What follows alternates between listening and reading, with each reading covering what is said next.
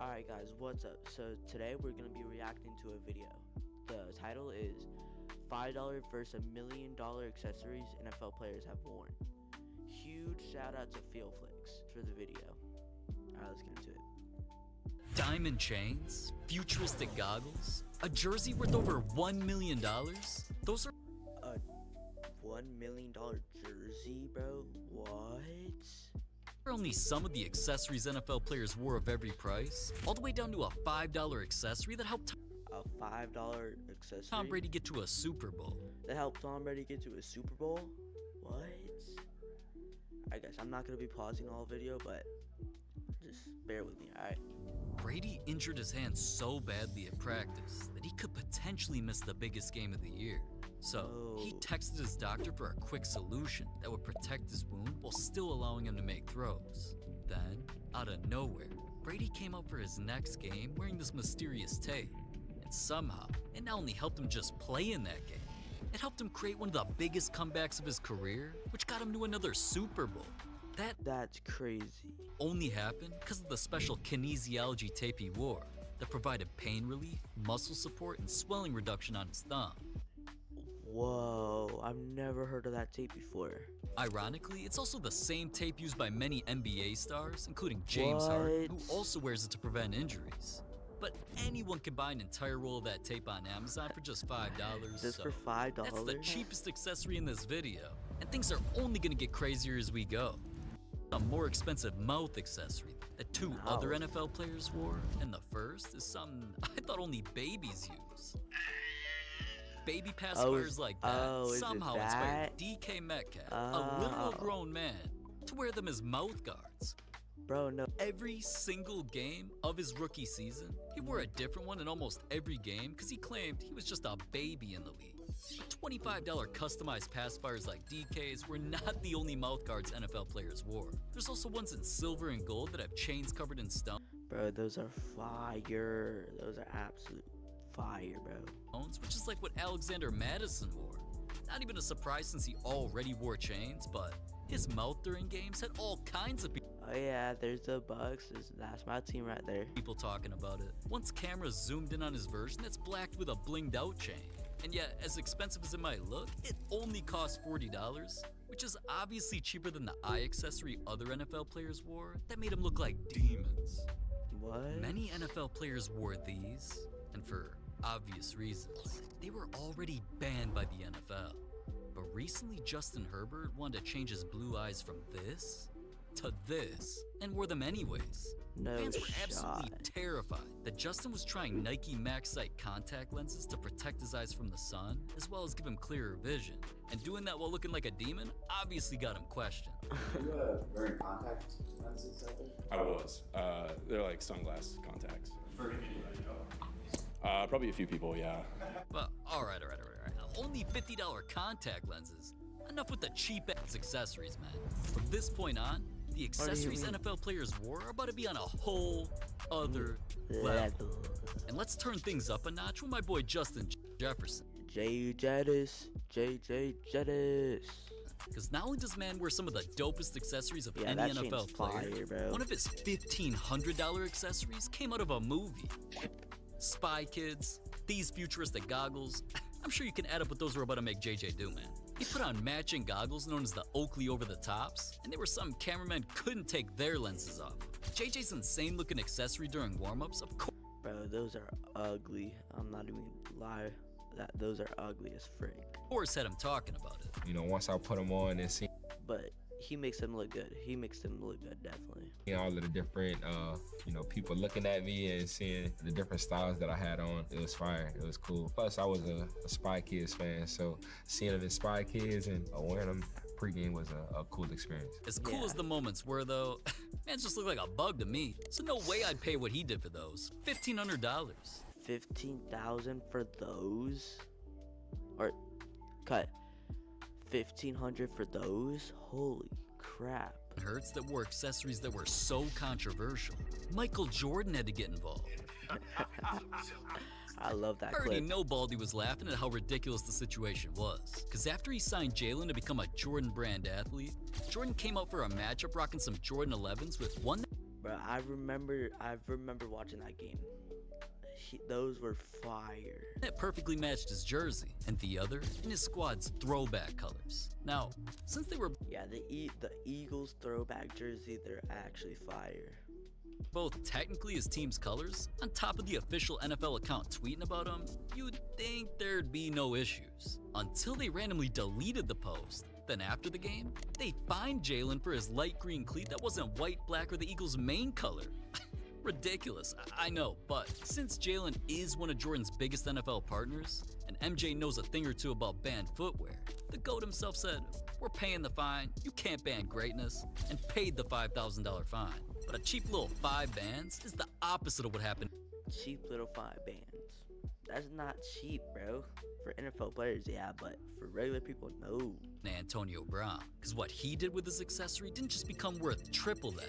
It got him kicked out of the NFL. When his team came up for a game rocking white Nike gloves to match their jerseys, of course so did AB. But even though he used his gloves to help him catch passes earlier in the game, out of nowhere, AB started ripping off his entire uniform and throwing accessories into the crowd, including one of his gloves. Fans crashed out, and doing that on top of leaving mid-game was something people couldn't stop talking about. We about to play the Jets, and this week I'm really hurt. So I'm taking pictures to the coach, Coach, man, are we gonna win the Super Bowl, man? I think I need to just take these last 2 weeks, at least recover up so I could give you my best when we to the time that mean the most. And we here to win the Super Bowl. So the coach hey man, we ain't resting. But as a player, if you f***ed up and I don't know if coach said that. I don't even think that AB said that. your team around you supporting you, you might suck it up for the team. Oh, yeah, you know gonna suck what? it up for them. But regardless of why he said he went crazy, the situation immediately got him kicked off his team and the league, which made his accessory valuable.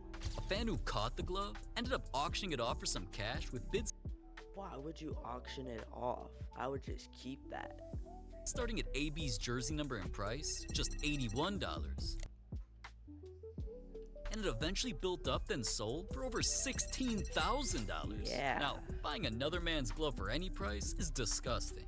But Lamar Jackson's more expensive accessory isn't just covered in diamonds. It made a reporter look like an idiot, because everyone, including reporters, always saw Lamar wearing his diamond grill, dancing while making plays, celebrating wins, and he had it in almost every time he was on the field.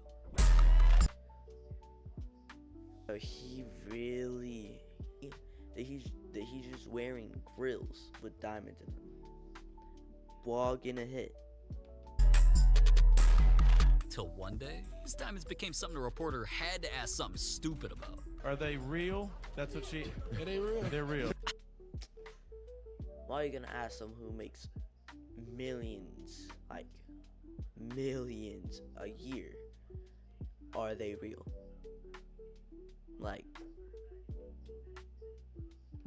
Oh my, and wait a minute.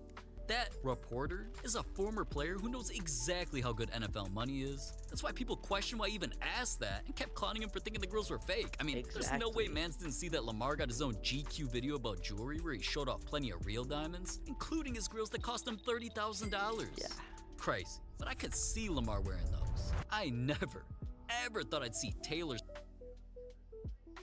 Bro. Swift make Travis Kelce's accessory worth even more. Travis was just a rookie wearing his red Chiefs jersey for the first time when he not only made the first catch of his career, fans must have thought the accessory was good luck and wore it again 2 weeks later to get his first touchdown. Now, at the time, It took him 2 weeks to get his first touchdown. nobody would have known how significant that jersey would eventually become. But fast forwarding to almost a decade later when Taylor got with Travis and their relationship became more talked about than his play on the field.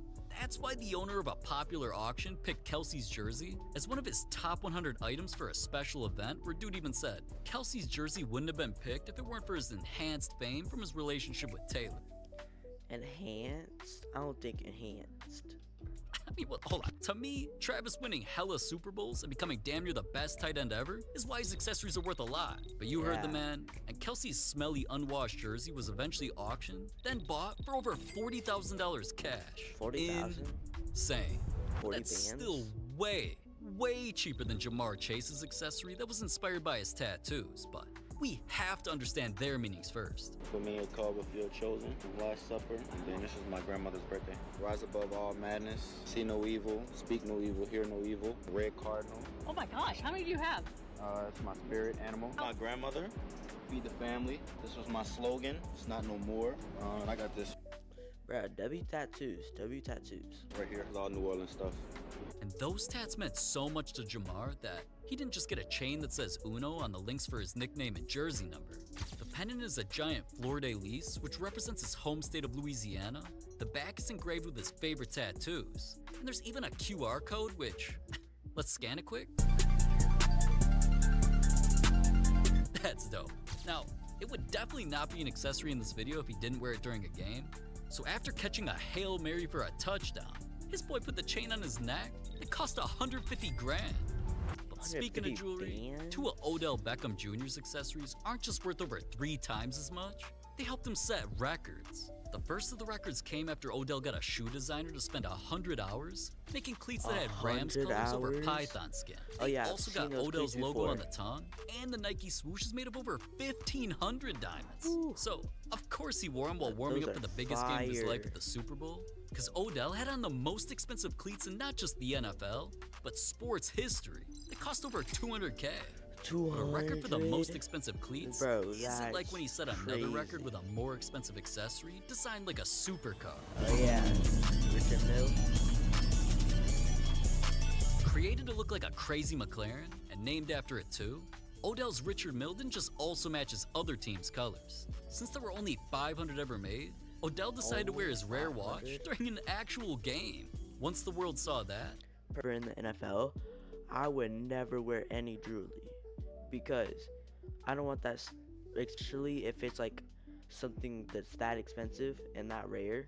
I would never wear anything like that during an NFL game because I would be scared that it would break. So personally, I would never wear. I could never. Sports shows couldn't stop talking about it because Odell became the first player ever to wear a watch while playing. Fans are just lucky it didn't break. That watch cost $300,000. Yeah. But $550,000 on 2 accessories to set records was still cheaper than Tom Brady's accessory that didn't just involve rappers. It's now helping keep people out of prison. Jay-Z, Meek Mill, they both started the Reform Alliance, an organization designed to change probation laws.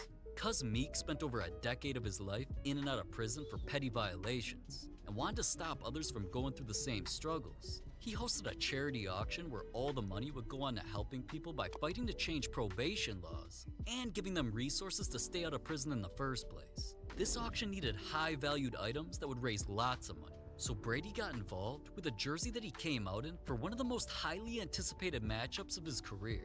At the time, Brady was sitting at 698 career passing touchdowns, just 2 short on making his record even more unbreakable. And after getting one step closer with his first touchdown of the night, the game went on to overtime, where Brady eventually threw a 50-yard touchdown to win the game, giving him 700 total touchdowns. Doing that made Brady the only player to accomplish it, so his jersey became historic. It was never washed, got sent to the Rappers auction, and here's where hundreds of celebrities showed up to bid on items, including Brady's game-worn jersey that eventually sold for $1.2 million. 1.2 mil? Holy crap, bro. A few of my signed LeBron jerseys that costed me $1,000, but neither of those are expensive as other players' jerseys in this video.